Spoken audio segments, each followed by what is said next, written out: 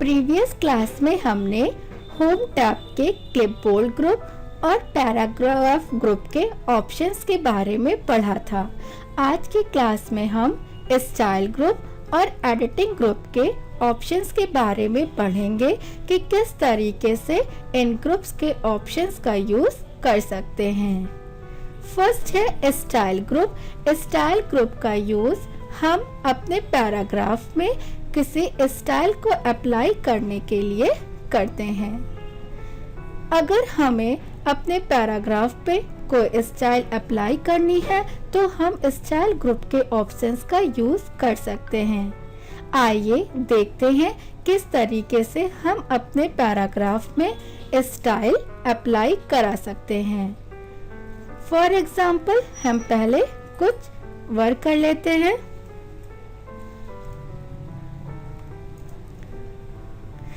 अब हमें अगर अपने इन पैराग्राफ्स पे स्टाइल अप्लाई करनी है तो पहले हमें इन पैराग्राफ्स को सेलेक्ट करना होगा जिस पैराग्राफ पे हमें स्टाइल लगानी है।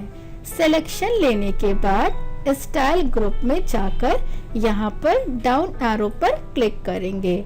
आप देख सकते हैं स्टाइल गैलरी का बॉक्स ओपन हो गया है और इसमें अलग अलग तरीके के हमें फॉर्मेट दे रखे हैं स्टाइल्स के, जिन्हें हम अपने पैराग्राफ पर अप्लाई कर सकते हैं। आपको जो भी स्टाइल अपने पैराग्राफ पर अप्लाई करनी है उस पर जाके क्लिक कर देना होगा। क्लिक करते ही आप देख सकते हैं कि हमारे पैराग्राफ पर स्टाइल अप्लाई हो गई है। इसी तरीके से आपको अपने पैराग्राफ में जो भी स्टाइल अप्लाई करनी हो उसके लिए पहले अपने टेक्स्ट का सिलेक्शन लेना होगा, फिर स्टाइल ग्रुप में जाके डाउन एरो पर क्लिक करना होगा। क्लिक करते ही हमारे पास ये बॉक्स ओपन होगा और अब इसमें से आपको जो भी स्टाइल लगानी है उस स्टाइल पे जाकर क्लिक कर देना होगा। अब हम स्टाइल ग्रुप के नेक्स्ट ऑप्शन पर आते हैं, clear formatting. Clear formatting option का यूज करके हम अपने पैराग्राफ से स्टाइल को रिमूव कर सकते हैं। अगर हम चाहते हैं कि हमारा वर्क हमारा पहले की ही तरह हो जाए नॉर्मल फॉर्मेट में, तो यहाँ पर क्लियर फॉर्मेटिंग पर क्लिक कर देंगे। आप देख सकते हैं क्लियर फॉर्मेटिंग पर क्लिक करते ही पैराग्राफ में जो भी स्टाइल अप्लाई करी थी वो रिमूव हो गई है। अब हम नेक्स्ट ऑप्शन पर आते हैं स्टाइल ग्रुप के। स्टाइल ग्रुप पर जाएंगे, डाउन एरो पर क्लिक करेंगे। यहाँ पे नेक्स्ट ऑप्शन है create a style. Create a style option के थ्रू हम अपने अकॉर्डिंग पैराग्राफ में जो भी स्टाइल अप्लाई करनी हो उस स्टाइल को क्रिएट कर सकते हैं। स्टाइल क्रिएट करने के लिए पहले हमें अपने टेक्स्ट को सेलेक्ट करना होगा और फिर स्टाइल ग्रुप में यहाँ पर डाउन एरो पर क्लिक करना होगा। क्लिक करके क्रिएट अ स्टाइल पर क्लिक करेंगे। अब यहाँ पर create new style from formatting का डायलॉग बॉक्स ओपन हो गया है। यहाँ पर नेम में आपको वो स्टाइल का नेम टाइप करना होगा जो आप अपने स्टाइल को नेम देना चाहते हैं। यहाँ पे हमने नेम टाइप किया। नेक्स्ट अब स्टाइल क्रिएट करने के लिए मॉडिफाई पर क्लिक करेंगे। मॉडिफाई पर क्लिक करते ही create new style from formatting का बॉक्स ओपन हो गया है जिसके थ्रू हम अपने स्टाइल को क्रिएट कर सकते हैं। यहाँ पे हमने जो नेम दिया था अपने स्टाइल को वो नेम शो कर रहा है। अगर आपको नेम को चेंज करना है तो हम यहाँ से नेम को चेंज भी कर सकते हैं। नेक्स्ट अब हमें सेटिंग करने के लिए कि किस तरीके का फॉर्मेट हमें अपने स्टाइल में अप्लाई करना है उसके लिए यहाँ पर फॉर्मेटिंग में आएंगे। अगर हम अपने स्टाइल का फॉन्ट चेंज करना चाहते हैं तो यहाँ पर क्लिक करेंगे और अब जो भी फॉन्ट आपको अपने स्टाइल में देना है उस पर क्लिक कर देंगे। यहाँ पे आप जो भी सेटिंग करेंगे प्रीव्यू में आपको शो करेगी। इसी तरीके से यहाँ पर साइज कि आप अपने फॉन्ट का साइज क्या रखना चाहते हैं जो स्टाइल आप क्रिएट कर रहे हैं। इसी तरीके से अगर आपको बोल्ड, इटैलिक या अंडरलाइन करना है तो वो भी यूज कर सकते हैं। यहाँ पे नेक्स्ट ऑप्शन है फॉन्ट कलर। हमें अपने स्टाइल में जो भी टेक्स्ट में फॉन्ट कलर देना है उसके लिए यहाँ पे क्लिक करना होगा और फॉन्ट कलर पर यहाँ पे जो भी कलर आपको चाहिए होगा उस पर क्लिक कर देंगे। नेक्स्ट यहाँ पे आपको अलाइनमेंट्स दे रहे हैं, आपको लेफ्ट अलाइनमेंट रखना है, सेंटर अलाइनमेंट, राइट अलाइनमेंट या जस्टिफाई। तो आपको जैसे सेटिंग करनी है आप उस पर क्लिक कर सकते हैं। जैसे हम चाहते हैं कि हमारे जो भी स्टाइल हो उसका अलाइनमेंट सेंटर से हो तो हम सेंटर अलाइनमेंट पर क्लिक कर देंगे। इसी तरीके से यहाँ पे हमें पोजीशन दे रखी है कि पेज पे वर्क हमें सेंटर में चाहिए, टॉप में चाहिए या फिर बॉटम में चाहिए। नेक्स्ट है हमारा लाइन स्पेसिंग। हम यहाँ से अपने अकॉर्डिंग लाइन की स्पेसिंग भी सेट कर सकते हैं कि हमारे स्टाइल में जो लाइंस हो उनके बीच में कितनी स्पेसिंग चाहिए। यहाँ से हम अपने लाइन की स्पेसिंग को बढ़ा सकते हैं और यहाँ से हम अपने लाइन की स्पेसिंग को कम कर सकते हैं। इसी तरीके से आप देख सकते हैं नीचे आपको प्रीव्यू में भी आपकी सारी सेटिंग शो कर रहा है कि आपने कौन सा फॉन्ट अप्लाई किया है, कौन सा स्टाइल लगाया है, क्या कलर है, लाइंस के बीच में स्पेसिंग कितनी है और यहाँ पे जो आपने पैराग्राफ की स्पेसिंग सेट करी है वो सारी यहाँ पे शो करेगी। इसी तरीके से आप create new from style formatting box से जैसे भी स्टाइल सेट करना चाहते हैं वो स्टाइल सेट कर देंगे और ओके पर क्लिक कर देंगे।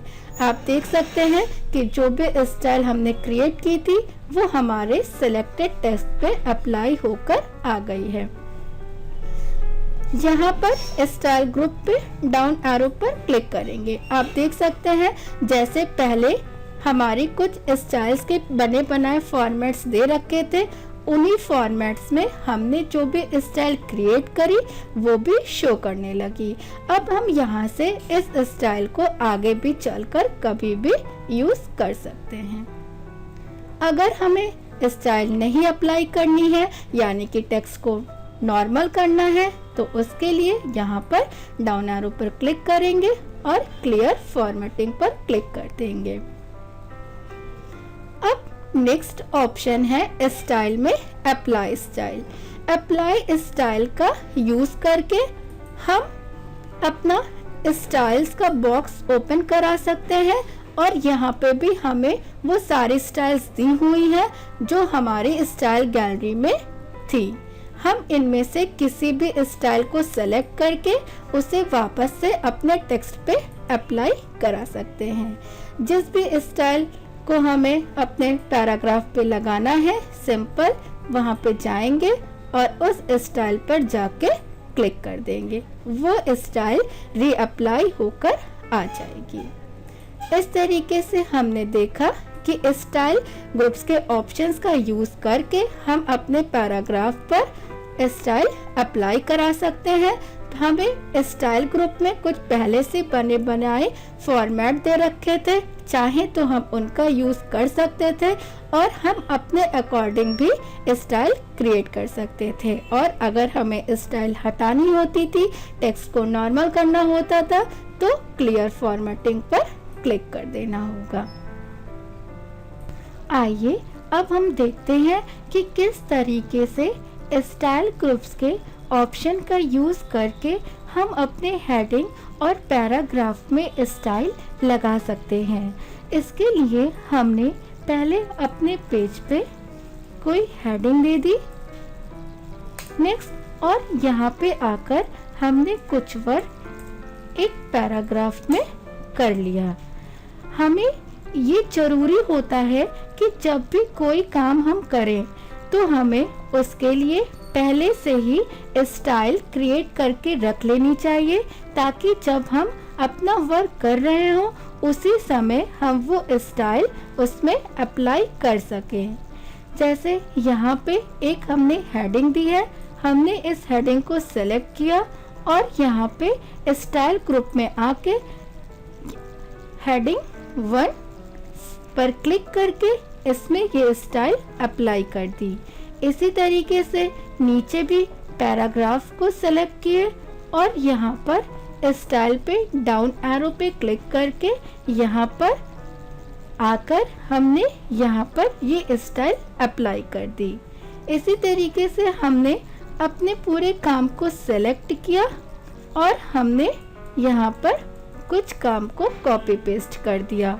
इसी तरीके से आपके लिए ये ज़रूरी नहीं है कि आप अपने मैटर को कॉपी पेस्ट करो, आप इसकी जगह पे कुछ मैटर टाइप भी कर सकते हैं।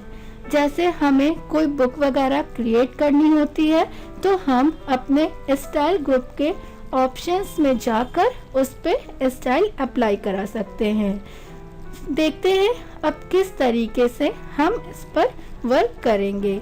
आप यहाँ पे स्टेटस बार में देख सकते हैं कि हमारे पास टोटल 7 पेजेस हैं।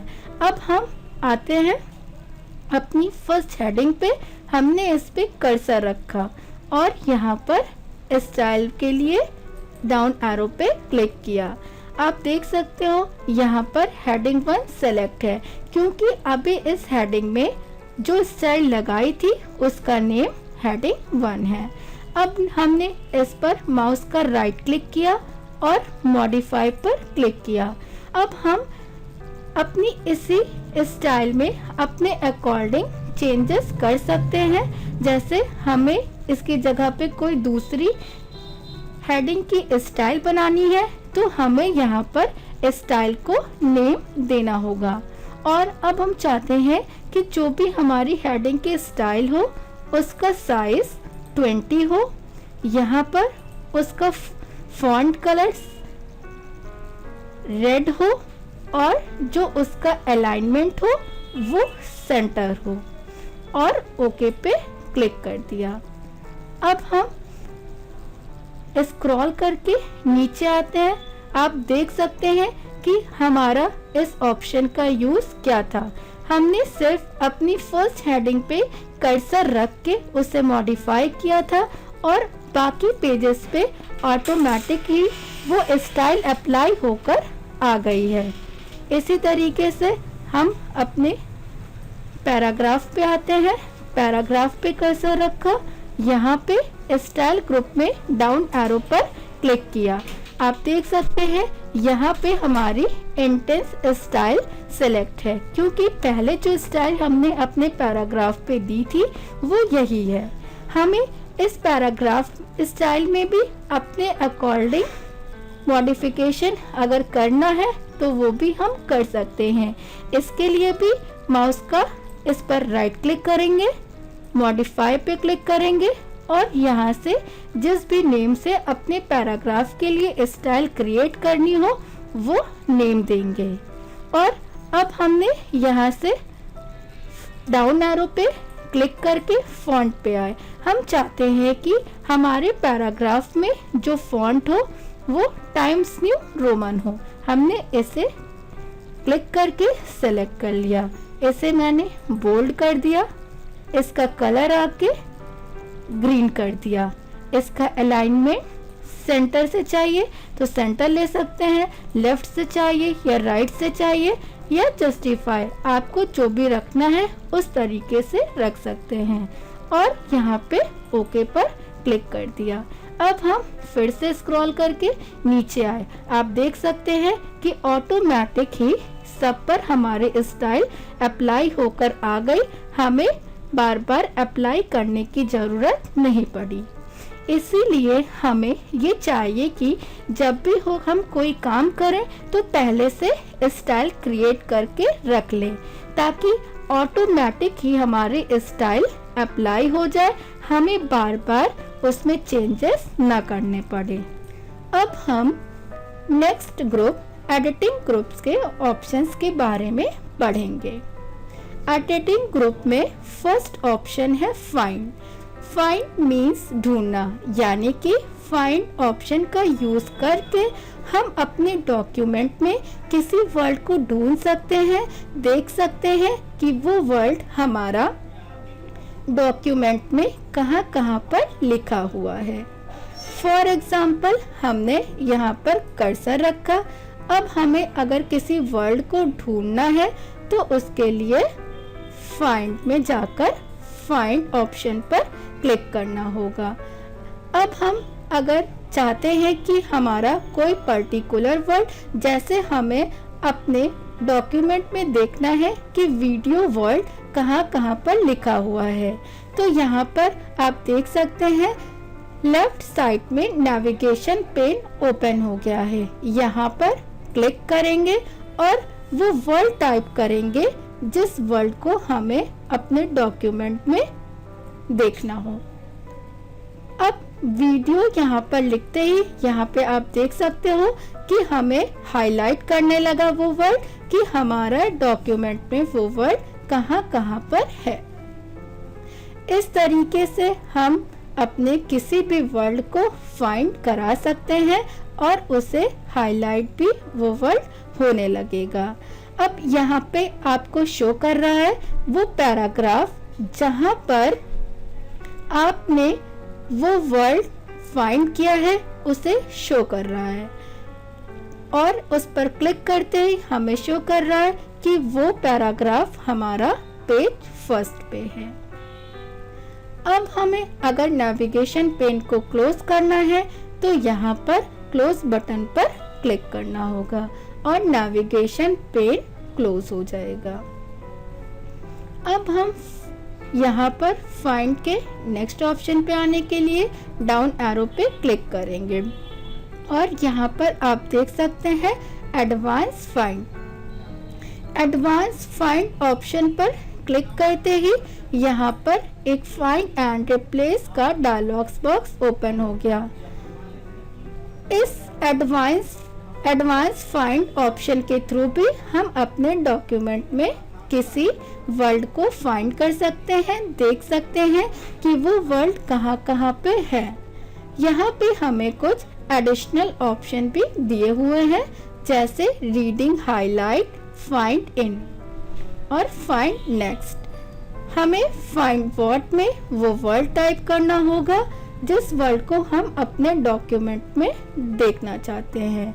जैसे हमें मान लीजिए कि देखना है कि हमारे डॉक्यूमेंट में टू कहाँ कहाँ पर है, तो फाइंड वर्ड में हमने उसे टाइप कर दिया और अब देखने के लिए यहाँ पर फाइंड नेक्स्ट पे क्लिक करेंगे। फाइंड नेक्स्ट, इस तरीके से आप फाइंड नेक्स्ट पर क्लिक करके एक करके देख सकते हैं कि हमारा टू वर्ड कहाँ कहाँ पे हमारे पैराग्राफ में आया हुआ है। इसी तरीके से यहाँ पे नेक्स्ट ऑप्शन है फाइंड इन। फाइंड इन में भी हमारे पास दो ऑप्शन है, एक करेंट सिलेक्शन और एक मेन डॉक्यूमेंट। अब हम देखेंगे कि किस तरीके से इन ऑप्शंस का यूज करते हैं। जैसे हमने अपने किसी वर्ड को सेलेक्ट कर लिया, हमें चाहते हैं कि हमारे इस पर्टिकुलर एरिया में ही हमें किसी वर्ड को फाइंड करना है, तो हमने अपने उस पैराग्राफ को सेलेक्ट कर लिया जिनमें हमें उस वर्ड को फाइंड करना है। सेलेक्ट करने के बाद यहाँ पर क्लिक करेंगे, एडवांस फाइंड में आएंगे और फाइंड इन में जाकर करंट सिलेक्शन पे क्लिक करेंगे। आपने देखा कि हमें क्या फाइंड करना था, टू, और वो कहाँ पे फाइंड हुआ, जितने एरिया में हमने सिलेक्शन लिया हुआ था। तो फाइंड इन में जाकर करंट सिलेक्शन ऑप्शन का यूज करके हम अपने किसी पर्टिकुलर वर्ड को एक पर्टिकुलर एरिया को सेलेक्ट करके देख सकते हैं। नेक्स्ट ऑप्शन है मेन डॉक्यूमेंट। मेन डॉक्यूमेंट पर क्लिक करके हम अपने पूरे डॉक्यूमेंट में किसी भी वर्ड को फाइंड करा सकते हैं। जैसे हमें टू को फाइंड करना है तो हमने यहाँ पर फाइंड वर्ड में टू टाइप कर रखा है और अब मेन डॉक्यूमेंट पे क्लिक किया। आप देख सकते हैं मेन डॉक्यूमेंट पे क्लिक करते ही पूरे हमारे डॉक्यूमेंट में जहाँ जहाँ पे भी टू है वहाँ पे हमें शो करने लगा। इस तरीके से अगर हम एक पर्टिकुलर पैराग्राफ में ही किसी वर्ड को फाइंड करना चाहते हैं तो हम उसको सिलेक्शन लेके करंट सिलेक्शन ऑप्शन के थ्रू उसमें फाइंड करा सकते हैं। और अगर हम किसी वर्ड को पूरे डॉक्यूमेंट में देखना चाहते हैं कि वो वर्ड हमारा डॉक्यूमेंट में कहाँ कहाँ पर आया है तो उसके लिए मेन डॉक्यूमेंट ऑप्शन का यूज कर सकते हैं। नेक्स्ट ऑप्शन है रीडिंग हाईलाइट। हम चाहते हैं कि हमने जहाँ पर भी अपने वर्ड को फाइंड किया है वो वर्ड हमारा हाईलाइट करने लगे तो हमें रीडिंग हाईलाइट पर जाकर हाईलाइट ऑल पर क्लिक करना होगा। हाईलाइट ऑल पर क्लिक करते ही जिस वर्ड को हमने फाइंड किया होगा वो वर्ड हमारा हाईलाइट करने लगेगा। अगर आपको हाईलाइट नहीं करना है, हाइलाइटर हटाना है तो उसके लिए रीडिंग हाईलाइट के डाउन एरो पर क्लिक करेंगे और क्लियर हाइलाइटिंग पर क्लिक कर देंगे। ऐसा करने से हाइलाइटर हट जाएगा। अगर हमें अपने फाइंड को क्लोज करना है तो हम यहाँ से आकर क्लोज पर क्लिक कर देंगे तो हमारा फाइंड डायलॉग्स बॉक्स क्लोज हो जाएगा। अब हम नेक्स्ट ऑप्शन पर आते हैं। नेक्स्ट ऑप्शन है go to. Go to option का यूज करके हम पर्टिकुलर किसी भी लाइन या पेज पर जा सकते हैं। जैसे हमने गो टू पे क्लिक किया और हमें यहाँ पर अपने डॉक्यूमेंट में किसी लाइन पे जाना है तो लाइन पर क्लिक करेंगे और एंटर लाइन नंबर में वो लाइन नंबर टाइप करेंगे जिस लाइन पे हमें डायरेक्टली जंप करना है। जैसे हम चाहते हैं कि हमें लाइन नंबर 9 पे जाना है तो यहाँ पर 9 टाइप करेंगे और गो टू पर क्लिक करेंगे और क्लोज। आप देख सकते हैं कि हमारा कर्सर डायरेक्टली लाइन नंबर 9 पे पहुंच गया। इस तरीके से गो टू में जाकर हम वो लाइन नंबर देख के जिस लाइन पे हमें जाना है डायरेक्टली ही जा सकते हैं। अब हम इसी तरीके से गो टू के नेक्स्ट ऑप्शन पर आने के लिए फाइंड पे डाउन एरो पे क्लिक किए, गो टू पे गए और अब हमारा ऑप्शन है पेज। इसी तरीके से हम गो टू के पेज ऑप्शन का यूज करके डायरेक्टली किसी पेज पर जा सकते हैं। आइए देखते हैं किस तरीके से हम गो टू पेज ऑप्शन का यूज कर सकते हैं। जैसे हमने अपने पहले काम को अलग अलग पेज में डिवाइड कर लिया या कोई अलग पेज ब्रेक कर लिया। जैसे हमने यहाँ पे कर्सर रखा और एक पेज ब्रेक कर दिया। पेज ब्रेक करने की शॉर्टकट की कंट्रोल एंटर होती है। आपने देखा हमारा कंट्रोल एंटर क्लिक करते ही पेज ब्रेक हो गया। इसी तरीके से हम कुछ पेज ले लेते हैं। अब हम अपने फर्स्ट पेज पे आ गए। अब हम गो टू ऑप्शन का यूज कैसे करेंगे ये देखते हैं। गो टू ऑप्शन पे जाने के लिए फाइंड पर डाउन एरो पर क्लिक करेंगे, गो टू पर क्लिक करेंगे और यहाँ पर पेज सेलेक्ट करेंगे। अब एंटर पेज नंबर में वो पेज नंबर टाइप करेंगे जिस पेज पे हमें डायरेक्टली जाना है। जैसे हमने यहाँ पे 3 टाइप किया और गो टू पर क्लिक किया। अब हम देख सकते हैं कि डायरेक्टली हमारा कर्सर थर्ड पेज पे आ गया। इस तरीके से हम चाहें तो किसी भी लाइन पे या किसी भी पेज पे डायरेक्टली जंप करके जा सकते हैं। अब हम नेक्स्ट ऑप्शन पर आते हैं रिप्लेस। रिप्लेस ऑप्शन का यूज हम अपने किसी वर्ड को बिना डिलीट किए हुए उसे बदलकर किसी दूसरे वर्ड को लिखने के लिए करते हैं। अब ये देखेंगे कि किस तरीके से रिप्लेस ऑप्शन का यूज करते हैं। पहले हम अपने डॉक्यूमेंट पे कुछ काम कर लेते हैं।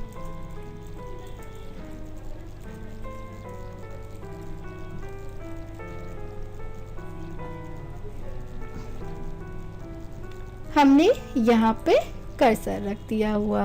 अब अगर हम अपने किसी वर्ड को किसी दूसरे वर्ड के साथ बदलना चाहते हैं तो उसके लिए रिप्लेस पर क्लिक करेंगे। अब हमें यहाँ पर फाइंड वर्ड में वो वर्ड डालेंगे जिसे हमें बदलना होगा। जैसे हम चाहते हैं जहाँ पर भी पेज लिखा हुआ है वहाँ पे हमें इसे बुक कर देना है। तो रिप्लेस विद में हम वो वर्ड डालेंगे जो अब हमें चाहिए। अब हमें रिप्लेस करने के लिए पहले उस वर्ड को फाइंड करना होगा जिसे हमें चेंज करना है। तो इसके लिए फाइंड नेक्स्ट पर क्लिक करेंगे और अगर हम चाहते हैं कि हमें इस पेज को जो हाईलाइट कर रहा है इसे बुक में रिप्लेस कर देना है तो रिप्लेस पर क्लिक कर देंगे। इस तरीके से रिप्लेस पर क्लिक करके एक एक करके हम अपने वर्ड को किसी दूसरे वर्ड के साथ एक्सचेंज करा सकते हैं। यहाँ पे नेक्स्ट ऑप्शन है replace all. Replace all option का यूज हम तब करते हैं जब हमें अपने डॉक्यूमेंट में किसी वर्ड को जो हमें रिप्लेस कराना है वो पूरे एरिया में जहाँ जहाँ पर भी वो वर्ड हमारे डॉक्यूमेंट में लिखा है उसे एक साथ चेंज करना हो। तो हमने यहाँ पर रिप्लेस ऑल पे क्लिक किया। अब आप देख सकते हैं यहाँ पे हमें नोटिफिकेशन मिला all done we made 6 replacement, यानी कि इसने पूरे डॉक्यूमेंट में वर्ड को रिप्लेस कर दिया है और यहाँ पे बाद में इसने 6 रिप्लेसमेंट कराए हैं। इस तरीके से हम फाइंड ऑप्शन का यूज अपने किसी वर्ड को ढूंढने के लिए और रिप्लेस ऑप्शन का यूज किसी वर्ड को बिना डिलीट किए हुए किसी दूसरे वर्ड से बदलने के लिए करते हैं। अब हम नेक्स्ट ऑप्शन पर आते हैं सेलेक्ट। सेलेक्ट नेम से ही पता चलता है कि किसी को हमें सेलेक्ट करने के लिए अब हमें यहाँ पर सेलेक्ट पर क्लिक करना होगा। सेलेक्ट में सबसे पहले ऑप्शन है select all. Select all option का यूज करके हमारे डॉक्यूमेंट में जो भी टेक्स्ट जो भी ऑब्जेक्ट्स होते हैं हम सबको एक साथ सेलेक्ट कर सकते हैं। देखते हैं किस तरीके से हम सेलेक्ट ऑप्शंस का यूज करेंगे। जैसे हमारे पेज पे कुछ यहाँ पर कंटेंट है और हम एक शेप भी इंसर्ट करा लेते हैं। शेप इंसर्ट कराने के लिए हमें इंसर्ट टैब पर क्लिक करना होगा और यहाँ पे शेप लेने के लिए शेप ऑप्शन पर क्लिक करेंगे। जो भी शेप चाहिए होगा उस पर क्लिक करके ड्रॉ कर लेंगे। अब हम अपने होम टैब पर आते हैं और यहाँ पर सेलेक्ट पे जाएंगे और फर्स्ट ऑप्शन है सेलेक्ट ऑल। सेलेक्ट ऑल पे हमने क्लिक किया। आपने देखा सेलेक्ट ऑल करने पर हमारे डॉक्यूमेंट में जितना भी वर्क है, जो भी टेक्स्ट है, जो भी ऑब्जेक्ट है, वो सभी एक साथ सेलेक्ट हो गया। सेलेक्ट ऑल ऑप्शन का यूज हम चाहे तो सेलेक्ट ऑप्शन में जाकर सेलेक्ट ऑल पर क्लिक करके कर सकते हैं। अगर हमें इसका यूज शॉर्टकट की से करना है तो सेलेक्ट ऑल की शॉर्टकट की कंट्रोल ए होती है। आप शॉर्टकट की का यूज करके भी सेलेक्ट ऑल का यूज कर सकते हैं। अब नेक्स्ट ऑप्शन है सेलेक्ट ऑब्जेक्ट। सेलेक्ट ऑब्जेक्ट का यूज हम तब करते हैं जब हमें अपने किसी ऑब्जेक्ट को सेलेक्ट करना होता है। अपने ऑब्जेक्ट को सेलेक्ट करने के लिए यहाँ पर डाउन एरो पे क्लिक करेंगे, सेलेक्ट ऑब्जेक्ट पे क्लिक करेंगे। अब हम अपने माउस को ड्रैग करा देंगे। आपने देखा कि हमारा सेलेक्ट ऑब्जेक्ट ऑप्शन का यूज करने से सिर्फ शेप सेलेक्ट हुआ, टेक्स्ट नहीं। अब नेक्स्ट ऑप्शन पे आते हैं नेक्स्ट ऑप्शन है सेलेक्ट में आएंगे। सेलेक्ट में आने के बाद हम देख सकते हैं नेक्स्ट ऑप्शन जो दे रखा है वो है select all text with similar formatting. इस ऑप्शन का यूज हम तब करते हैं जब हमें किसी ऐसे टेक्स्ट को सिलेक्ट करना होता है जो सेम फॉर्मेट के होते हैं। आइए देखते हैं किस तरीके से इस ऑप्शन का यूज करते हैं। अगर हमें शेप को डिलीट करना है तो हम शेप पर क्लिक करेंगे और डिलीट बटन प्रेस कर देंगे। अब select text with similar format का यूज करने के लिए हम सबसे पहले अपने टेक्स्ट पे कुछ फॉर्मेटिंग अप्लाई कर लेते हैं।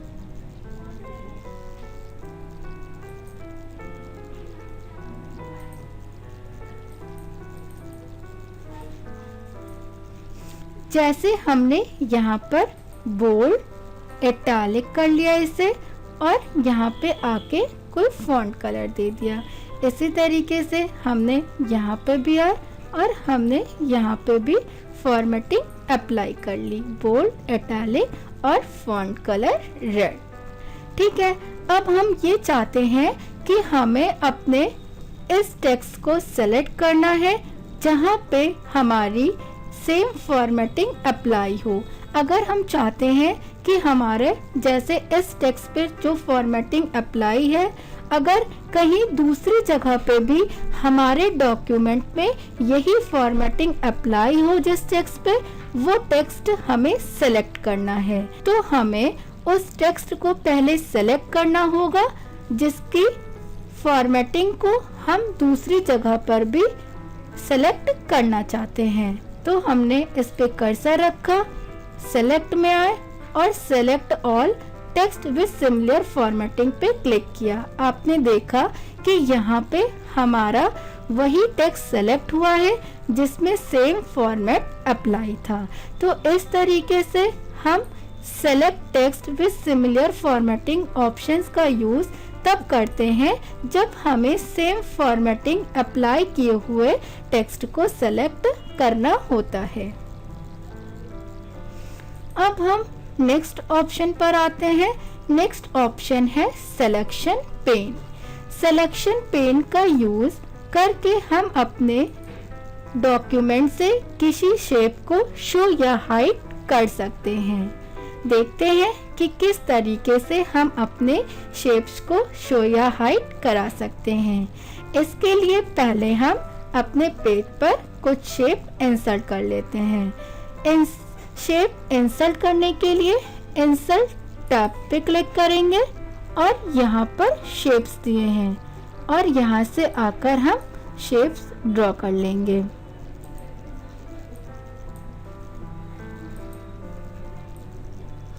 अब हमने अपने पेज पर शेप इंसर्ट कर लिए हैं। अब हम अपने सिलेक्शन पेन ऑप्शन का यूज करके इन शेप को शो या हाइड करना सीखेंगे। ऐसा करने के लिए होम टैब पर वापस आएंगे और यहाँ पर सेलेक्ट पर क्लिक करेंगे और सिलेक्शन पेन पर क्लिक करेंगे। सिलेक्शन पेन पर क्लिक करते ही राइट साइड में एक सिलेक्शन का नेविगेशन पेन ओपन हो गया। अब यहाँ पर हमें सारे शेप्स के नेम शो कर रहा है जो शेप्स हमने अपने पेज पर इंसर्ट कराए हैं। अब आपको सबसे ऊपर की तरफ हाइड ऑल और शो ऑल का ऑप्शन दिख रहा है। अगर हम हाइड ऑल पर क्लिक करते हैं तो आपने देखा कि जितने भी शेप्स थे वो सारे हमारे डॉक्यूमेंट से हाइड हो गए। नेक्स्ट है show all. Show all option पर हमने क्लिक किया और हमारे वो शेप्स जो हाइड हो गए थे वो शो करने लगे। इस तरीके से हाइड ऑल ऑप्शन का यूज करके हम अपने डॉक्यूमेंट के सारे शेप्स को हाइड करा सकते हैं और शो ऑल का यूज करके वापस से उन्हें अपने डॉक्यूमेंट पर शो करा सकते हैं। अगर हमें एक एक करके या किसी पर्टिकुलर शेप को शो हाइड करना है तो उसके लिए हमें यहाँ पे आना होगा। अगर हम चाहते हैं कि हमारा जो डाउन एरो है उसे सिर्फ हाइड कराना है, तो यहाँ पर हम क्लिक करेंगे। क्लिक करते ही वो डाउन एरो हाइड हो गया। अगर हमें इसे शो कराना है तो इस पर क्लिक करेंगे और वापस से शो करने लगा।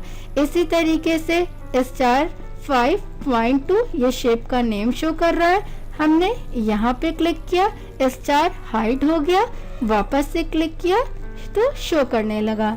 इस तरीके से हम शो ऑल ऑप्शन का यूज करके सभी शेप को शो कर सकते हैं।